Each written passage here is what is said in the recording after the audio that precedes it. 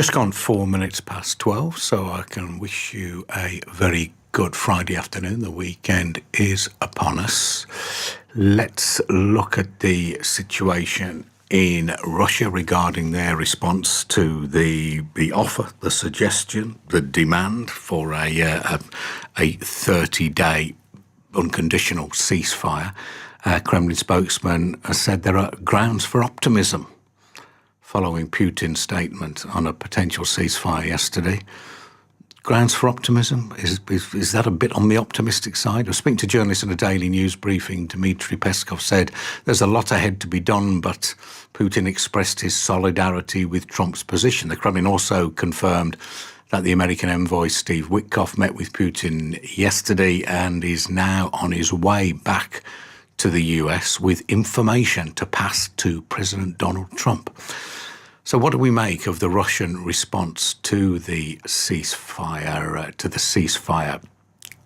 idea, suggestion? I don't quite know what to call it. Andrew Levi is a former senior British diplomat who was posted in Moscow. Andrew, thanks for coming on. Putin's response has been characterised as it's a yes, but it's a no disguised as a yes, is how it's been put. Would you go along with that? Well, what Putin wants isn't peace. He wants surrender and total control of Ukraine. That's what he tried to get by the February 2022 invasion, which went wrong. He's been in terrible trouble ever since. If he can't get it militarily in that way, he wants it politically. He wants Ukraine, what's left of Ukraine, to be under effective Russian control with no military capable of defending it. So those are his objectives, and they would have devastating consequences, by the way, for the rest of us in terms of security, uncertainty over security in Europe, and a whole series of consequences that might flow from that. If we had time to discuss it, we could. So the other thing is, I think that Putin, on the immediate question of the ceasefire, strangely enough, I think he does want a 30-day ceasefire, but he wants to make it look like he doesn't, or that he's doubtful about it, so that he gets massive concessions in that 30-day ceasefire negotiation at the outset. So he's trying to project strength where, in fact, his military are making virtually no progress, despite some of the headlines one might see. And his economy's in trouble. They've got interest rates at 21%. They've got inflation that's risen now to about 10%. They're in trouble. So one of his objections was that during this 30-day ceasefire, what are the Ukrainians going to do with that time? Are they going to rearm? Are they going to regroup? But you're suggesting is that he wants the same thing so he can sort of regroup. That's precisely, that's it. Absolutely. It's all a kind of double speak. If you wonder whether you can trust the word of Putin and his regime, look at the track record. 2014, they broke the security guarantees that were given back at the formation of Ukraine after the Soviet Union collapsed and Ukraine gave away the nuclear weapons, famously, that we've all heard of now. In the Budapest Memorandum, Russia gave security guarantees to Ukraine, then invaded Ukraine in 2014, then had peace agreements, the Minsk agreements, broke those, invaded Ukraine again. By the way, multiply broke them before the 2022 invasion. So you can't place any value on their word, and you need to look below the headline to see what they're really saying. But if you can't, in the end, place any value on Putin's word, then what's the point of any of this? If you're not going to believe a word he says anyway. So what's the alternative approach? Yeah, President Trump wants this ceasefire. He wants to get Ukraine and the Russia problem off his table. We don't need to go into conspiracy theories, which may or may not be true. Is he under Putin's control or something? I think Putin absolutely thinks, and there are intelligence reports which have been leaked, that he thinks that Trump is easily manipulable. So let's leave it at that. But What does Trump want? He wants to be able to concentrate on China. Now, whether that's to do a grand bargain with China and carve up the world, or whether it's to confront China, isn't entirely clear. So Putin wants something, and he's trying to get it.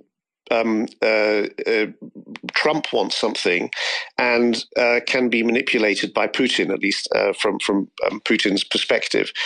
The point of all of this is hard to see, other than that the American president is determined to push for it, rather than, it would seem, to give Ukraine absolute maximum backing militarily and financially. The US has done a lot for Ukraine, but as we've seen, Trump is willing to cut off intelligence, which has immediate effect on the battlefield, cut off supplies. Now he's reinstated them because Ukraine's agreed to this 30-day ceasefire idea. What stops Putin is stopping him, confronting him with sufficient, overwhelming military force and economic pain. Some of these things take a long time to work, and they carry risks. We're all worried about conflict spreading. There's no question about that. And we're right to, but Putin manipulates those aspects of our public opinion, our anxieties as well. So if you had half an hour with Trump, what would you say to him? What would your advice be? I'd say to him that if you're trying to do a grand bargain that enables you to confront China, and so you try to come to some accommodation with Putin so he doesn't get too close to China and make things even worse geopolitically for the US, I'd say you can't trust Putin. So don't go down that path. You need to confront him. You need to step up. Europeans are being asked to step up, but actually the US needs to step back up to providing very strong security support in Europe, while the Europeans themselves absolutely have to spend far more. The UK, France and Germany being absolutely key to that. So push for that very, very hard. Don't trust Putin at all, and tighten the financial screws. There are a number of things you can do. You can enforce much more strongly the sanctions against Russia's oil industry, which is where the Russian state gets most of its revenues, and you can stop the illicit sort of shadow effort of bringing technology into Russia, which it uses in its armaments industry. That needs to be shut down. There are intermediaries taking high technology into Russia, allowing it to continue to rain missiles and drones down on Ukraine. But in the absence, in the likelihood that none of that happens, or very little of it happens, what does happen? What's likely to happen is that the some form of ceasefire. Well, I still think it's 50-50 that a real ceasefire will be agreed. Okay, so I'm really not sure that there'll be a ceasefire, this 30-day ceasefire. But let's say that if it's a coin toss, as I think it is, that you get the 30-day ceasefire. What will then happen is that the US will try to make a long-term peace agreement out of that. The Russians will make demands which are unacceptable, at least to anyone who has followed the Russian approach to Ukraine. And the danger is that Trump, because he's in a hurry, some people say it's because he wants the Nobel Peace Prize, I don't know about that, but he's in a hurry to get a deal, and he therefore is in a weak position in the negotiations, over Ukraine's head, by the way, pretty much this is going on, that he will concede things like Ukrainian neutrality, the sort of things I mentioned earlier, yeah? And those carry with them the seeds of future problems, not just in Ukraine, but in the Baltic states, maybe Finland, and with the crumbling of European security that would result from that.